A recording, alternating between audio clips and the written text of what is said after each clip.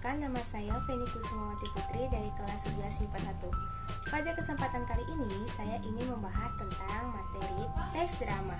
Nah, teman-teman, ada yang tahu nggak apa sih yang dimaksud dengan teks drama? Mari kita membahasnya bersama-sama.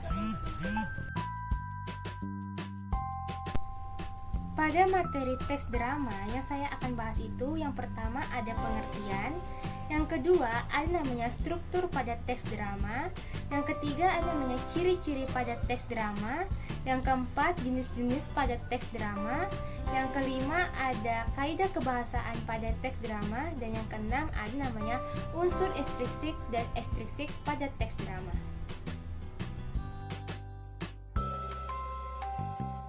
Yang pertama ada namanya pengertian teks drama. Ada beberapa ahli yang pernah mengusulkan pengertian drama, yaitu pertama adalah Moulton.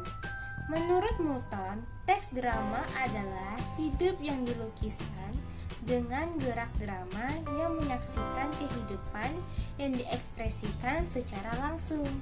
Sedangkan yang kedua menurut Budianta DKK, yang dimana drama adalah sebuah genre sastra yang penampilan fisiknya memperlihatkan secara verbal adanya dialog atau cakapan di antara tokoh-tokoh yang ada.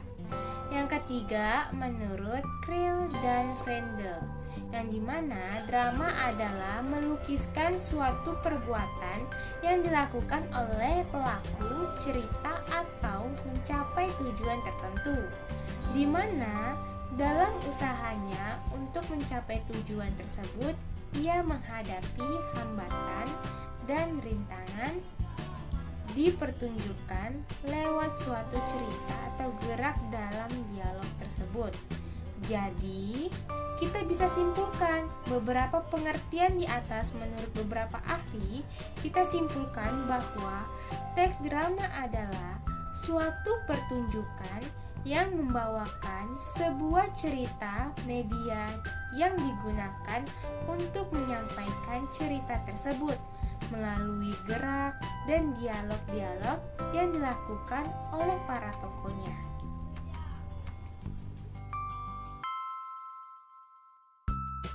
Kedua, struktur teks drama. Yang pertama itu ada prolog. Prolog itu merupakan kata pendahuluan sebagai pengantar untuk memberikan gambaran umum tentang pelaku, konflik, atau hal yang terjadi dalam drama. Yang kedua itu ada namanya dialog. Dialog ini merupakan percakapan antara dua orang atau lebih. Dialog merupakan hal yang penting dalam drama. Dalam drama harus ada penjiwaan emosi dan juga dialog itu disampaikan dengan pengucapan kata serta volume suara yang sangat jelas. Yang ketiga ada namanya epilog. Nah, bagian epilog ini merupakan kata penutup yang mengakhiri suatu pementasan drama. Epilog ini juga berguna untuk merumuskan isi pokok drama. Nah, teman-teman, adapun adegan hanya melingkupi satu pilihan-pilihan dialog, antara lain beberapa tokoh. Yang pertama itu adalah orientasi. Di dalam orientasi ini yang dimana tokoh memperkenalkan para tokoh, menyatakan situasi cerita, mengajukan konflik yang akan dikembangkan dalam bagian utama cerita.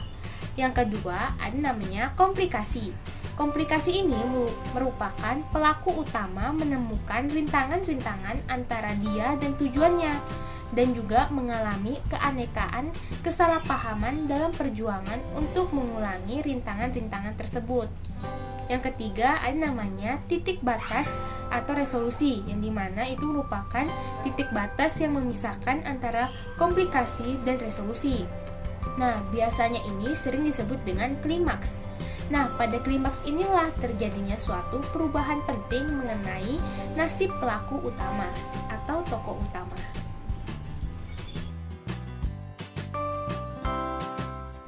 Yang ketiga ada namanya jenis-jenis teks drama. Menurut Budianta, secara pokok ada 5 jenis drama yang terbagi. Yang pertama itu ada namanya tragedi, yang kedua komedi, yang ketiga tragikomedi, yang keempat melodrama, dan yang kelima ada namanya franche. Tragedi merupakan sebuah drama yang ujung kisahnya berakhir dengan kedukaan atau duka cita. Yang kedua itu ada namanya komedi. Nah, yang dimana sebuah drama yang ujung kisahnya berakhir dengan sukacita. Yang ketiga ada namanya tragikomedi, yaitu adalah sebuah sajian drama yang menggabungkan antara tragedi dan komedi. Sedangkan ada juga melodrama yang merupakan sebuah pementasan yang ketika tanpa ada percakapan apapun, sehingga emosi yang dibangun melalui musik. Nah, terus juga ada namanya France. France itu secara umum dapat dikatakan sebagai sebuah sajian drama yang bersifat karikatural atau yang dimana komedi yang sangat dilebih-lebihkan. Setelah itu, dalam asmara juga jenis-jenis komedi itu atau drama dapat dibedakan ke dalam 3 kategori, yang dimana itu ada namanya tragedi, sandiwara, dan komedi. Kalau tragedi ini itu merupakan sebuah jenis drama tertua yang muncul dari upacara kehidupan dan kematian bangsa Dionysia di Yunani, yang diarahkan ke dimensi-dimensi kehidupan dan karakter manusia yang serius. Yang kedua, itu ada namanya sandiwara. Nah, kalau sandiwara, menurut Harry Potter sandiwara itu adalah sebuah bentuk lain dari tragedi. Nah, terus juga ada namanya komedi. Komedi itu pelaku utamanya dilibatkan dalam kesalahan-kesalahan sendiri, seperti terlibat dalam kesombongan, kebanggaan, atau dalam komplikasi hubungan-hubungan di luar dirinya.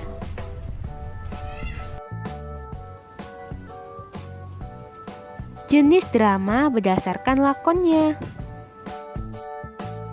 Nah, setelah itu juga ada namanya drama dibagi berdasarkan lakonnya, itu terbagi menjadi 7.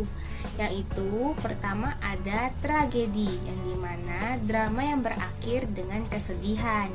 Yang kedua ada namanya drama komedi, yang dimana drama tersebut penuh dengan kelucuan.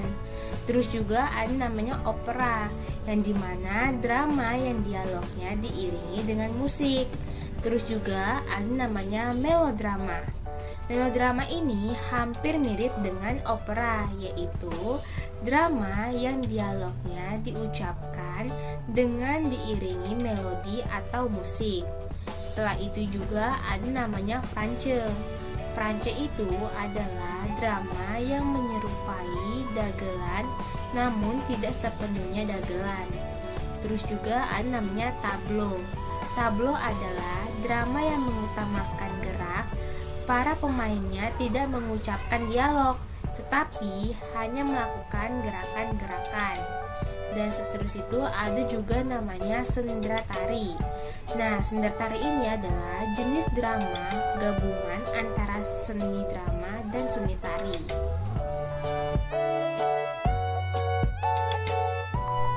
Yang keempat adalah ciri-ciri teks drama. Yang pertama, seluruh cerita berbentuk dialog, baik narator maupun tokoh. Yang kedua, semua dialog pada drama tidak menggunakan tanda petik.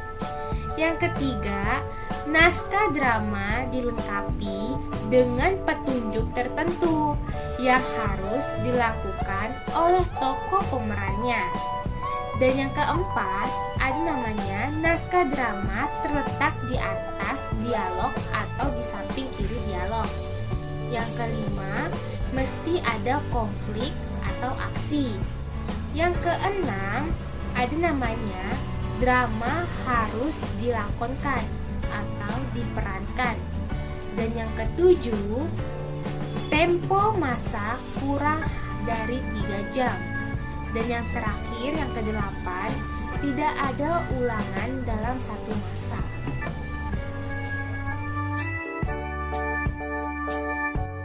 Nah, teman-teman, setelah itu juga ada namanya unsur-unsur pada teks drama.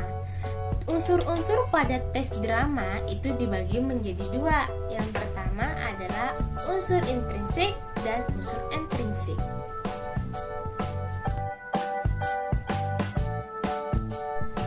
Unsur intrinsik. Unsur intrinsik merupakan unsur yang membangun atau membentuk suatu drama dari dalam. Adapun komponennya yaitu seperti tema, alur, tokoh, latar atau setting, serta amanat. Yang pertama adalah tema. Tema merupakan ide atau gagasan utama dalam sebuah drama. Yang kedua ada alur. Nah, alur itu merupakan rangkaian atau jalan cerita dari sebuah drama. Yang ketiga ada tokoh. Tokoh ini merupakan orang yang berperan dalam sebuah drama. Yang keempat ada latar. Latar ini merupakan tempat, waktu, dan suasana dalam sebuah drama. Dan yang kelima ada amanat. Amanat itu merupakan pesan yang ingin disampaikan oleh pengarang kepada pembaca. Setelah itu juga ada namanya unsur intrinsik. Nah, kalau unsur intrinsik ini merupakan unsur yang membangun atau membentuk suatu drama itu dari luar. Nah, unsur intrinsik juga berpengaruh pada suatu karya sastra, tetapi tidak menjadi bagian dari karya sastra tersebut. Nah, ada pun beberapa komponen dari unsur intrinsik. Yang pertama adalah latar belakang penulis. Nah, di latar belakang penulis ini dari suatu karya sastra, contohnya saja seperti asal-usul penulis, pendidikannya, agamanya, serta yang lain sebagainya. Yang kedua, ada juga namanya latar belakang masyarakat pada suatu karya sastra, baik itu dalam novel, drama, ataupun cerpen. Contohnya ini seperti bagaimana kondisi ekonominya, kondisi sosialnya, masyarakat politik, dan yang lain sebagainya. Yang ketiga, ada namanya nilai-nilai yang terkandung pada suatu karya sastra, baik itu dari novel, drama, maupun cerpen. Misalnya saja seperti nilai-nilai agama, sosial, budaya, dan yang lain sebagainya. Dan yang keempat adalah latar belakang dalam pembuatan karya sastra, yang dimana kita dapat memotivasi penulis pada saat akan membuat dan ingin menyelesaikan karya sastranya tersebut. Nah, dan yang terakhir juga ada namanya kaidah kebahasaan pada teks drama. Kaidah atau ciri kebahasaan pada teks drama yang paling kuat adalah di dalamnya hampir semua berupa dialog atau tuturan langsung bagi para tokohnya, sehingga kalimat-kalimat yang tersaji di dalamnya hampir semuanya berupa dialog atau tuturan langsung pada para tokohnya. Dan sehingga teks drama memiliki ciri-ciri kebahasaan. Apa saja sih ciri-ciri kebahasaan teks drama? Ciri-ciri kebahasaan teks drama terbagi menjadi beberapa. Yang pertama itu adalah banyak menggunakan kata yang menyatakan urutan waktu. Contohnya saja seperti konjungsi kronologis.